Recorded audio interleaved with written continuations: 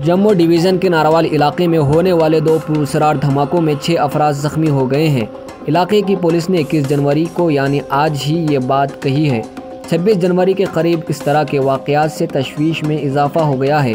मज़ीद वाक़े की इत्तला देते हुए ADGP मुकेश सिंह ने बताया कि जम्मू के नारावाल इलाके में एक जुड़वा धमाके की आवाज़ सुनी गई और इस वाक़े में 6 अफराद जख्मी हुए हैं और मामले को लेकर सर्च ऑपरेशन जारी है।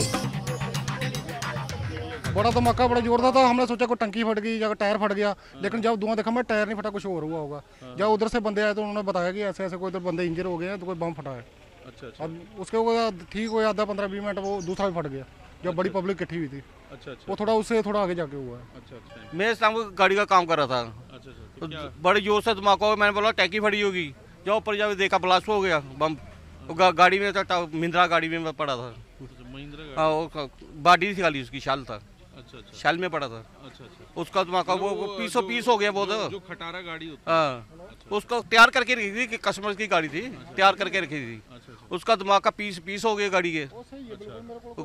मेरे हिसाब से कोई 20-25 पीस हो गए गाड़ी के। तो कितने उसके बाद 10 मिनट बाद दूसरा ही फट गया।